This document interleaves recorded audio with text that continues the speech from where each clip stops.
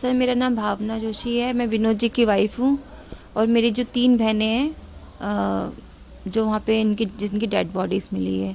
मेरी फैमिली के जो 4 लोग वहाँ पर ऑन द स्पॉट उनकी डेथ हो गई, सिर्फ एक उनकी छोटी सी लापरवाही की वजह से, जो उन्होंने अंदर अपने बार के अंदर जो प्रिकॉशंस नहीं लिए थे सेफ्टी पर्पज़ के लिए।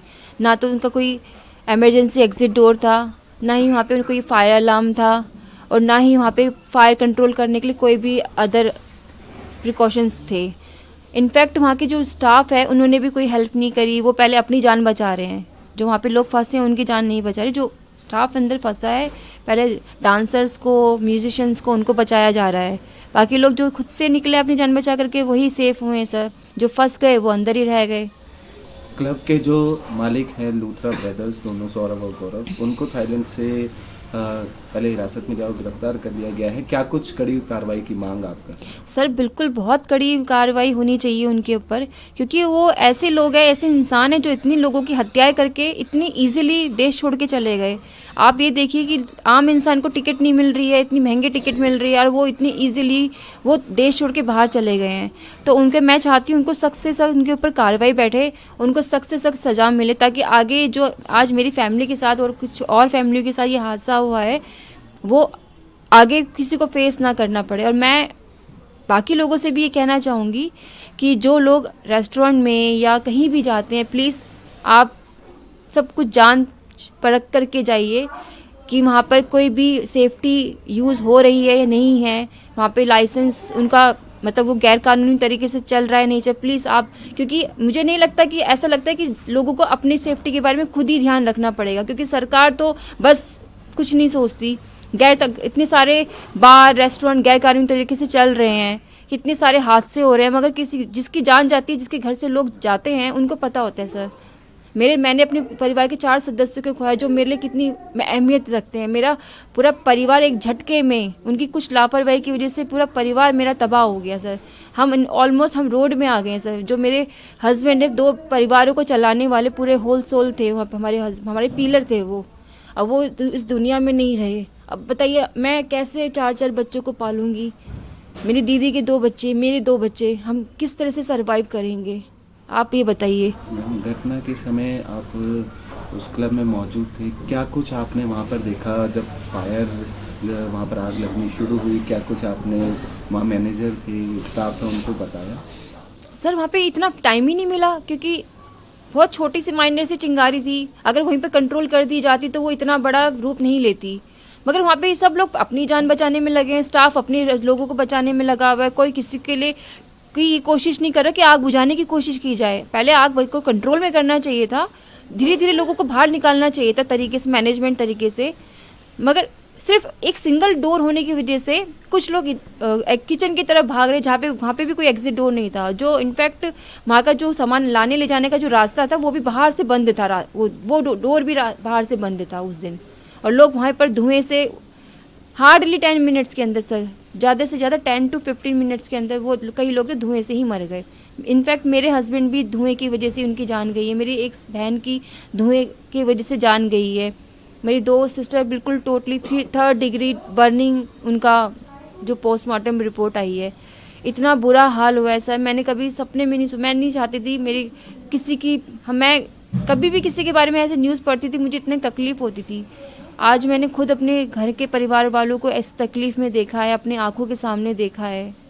बस मैं कुछ नहीं कर पाई, बस मैं सबसे मदद मांगती रही, किसी ने मेरी मदद नहीं करी, बस चीखती चिल्लाती रही, 4-4 5-5 घंटे वहाँ पर सबके आगे गिड़गिड़ाती रही, मेरी फैमिली को बचाओ, अंदर फंसे लोगों को बाहर निकालो, प्लीज़ कुछ करिए, प्लीज़ कुछ करिए। लोग खड़े होकर तमाशा देख रहे हैं जलते हुए बाहर, कोई कुछ नहीं कर रहा सर। फायर ब्रिगेड की गाड़ी भी 40 मिनट बाद आती है, पुलिस भी उतनी लेट आती है, जब कुछ सब मतलब पुलिस आ रही है वो कुछ देख ही नहीं रही है, मतलब खड़े होके अंदर, मतलब कोई एक्शन ही नहीं ले रहे, समझ ही नहीं आ रहा था वहाँ हो क्या रहा है। ऐसा लग रहा है कि बस मरते हुए छोड़ दिया लोगों को बस। उस क्लब के अंदर ऑलमोस्ट वहाँ पर आप गए तो ऑलमोस्ट कितनी गैदरिंग वहाँ पर आप देख रहे थे, कितने लोग? सर 200-250 के आसपास गैदरिंग थी, क्योंकि उसका जो स्पेस था वो ज़्यादा नहीं था। आपने भी देखा होगा कि उसका स्पेस ज़्यादा बड़ा नहीं था, लोग बैठे थे और बिल्कुल खड़े थे वहाँ पे, मतलब बिल्कुल फुल था वो। अब फुल होने के बाद एक एग्जिट डोर, तो आप बताइए सब लोग अपनी जान बचा रहे हैं। बिल्कुल जो उनका एग्जिट डोर भी था बिल्कुल ब्लॉक हो गया था, सब लोग वहाँ पर फंस गए थे डोर में, मैं खुद फंस गई थी सर। और वहाँ पे ऊपर से आग की लपटें गिर रही है, धुआं इतना ज़्यादा हो गया, वहाँ पे सांस नहीं ले पा रहे, आंखों के आगे कुछ भी दिखाई नहीं दे रहा था। पता नहीं मैं कैसे बच के निकल गई, ये भगवान जानता है। मुझे खुद अपना भी विश्वास नहीं हो रहा कि मैं कैसे बच के निकल गई। तो वहाँ पर जब आग लगनी शुरू हुई तो वहाँ पर आपके या आपके फैमिली में जो साथ में थे उन्होंने क्या स्टाफ को बताया कि यहाँ पर बिल्कुल पता है सर, मेरे हस्बैंड ने ही सबसे पहले वो आग देखी सर। उन्होंने ही स्टाफ को, बल्कि जो हम म्यूजिशियंस जो खड़े थे, जो बाउंसर्स थे, उनको बताया, इशारे से बताया कि लोग पैनिक ना करें। उन्होंने ही देखा, उन्होंने ही बताया, और वही इस हादसे में चले गए सर। क्या कुछ कड़ी कार्रवाई की आप मांग कर रहे हैं? बिल्कुल सर, बिल्कुल कड़ी कार्रवाई होनी चाहिए। जो जितने भी गैर कानूनी तरीके से बिना लाइसेंस के इस तरह से जो बार, रेस्टोरेंट, क्लब चलाए जा रहे हैं, आप उनको रोकिए, बंद कीजिए, सख्त से सख्त उनके ऊपर एक्शन लीजिए। जो ऐसे ऑनर बिना किसी प्रिकॉशंस के अपने ये क्लब्स चला रहे हैं, उनके ऊपर सख्त कार्रवाई कीजिए, क्योंकि उनका वो तो पैसा कमा रहे हैं, लेकिन जो आम जनता है जान वो गंवाती है, वो जाती है अपनी एक थोड़ा सा एक मेमोरेबल टाइम स्पेंड करने जाती है। जैसे मैं भी अपनी फैमिली के साथ एक मेमोरेबल टाइम स्पेंड करने गई थी कि मैं एक कुछ मेमोरी लेकर आऊँगी अपने घर पे, एक हमारी मेमोरीज होगी। मगर वो मेमोरीज क्या सर, क्या ज़िंदगी भर का दुख बन गया मेरा। वो मेमोरीज, हैप्पी मेमोरीज मेरी एकदम से ज़िंदगी भर की दुख बन गया मेरा।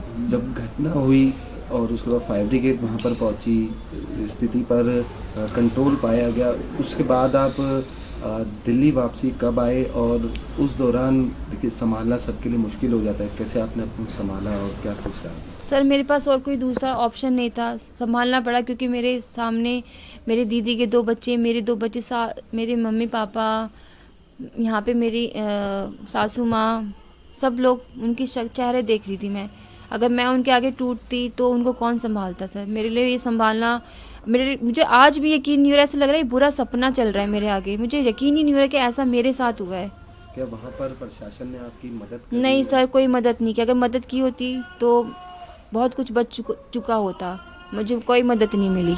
कितने बजे आपने क्लब में एंट्री करी थी, कुछ याद हो आपको? और कब का ये इंसिडेंट है, कितने बजे का? सर 11:15 मुझे याद है, 11:15 में मैंने एंट्री करी थी, क्योंकि हम लोग बाहर जब हम जा रहे थे अंदर, हम लोग वीडियो बनाते हुए गए अंदर, बहुत फ़ोटो हमने क्लिक की साथ में, बहुत अच्छे से गए, बहुत खुश होके गए, फन एंजॉय करते हुए गए। 11:15 में हमने अंदर एंट्री करी थी। हम 15 से 20 मिनट हमने वहाँ बैठे ही थे बस। आफ्टर उसके ये सब दुर्घटना हुई है।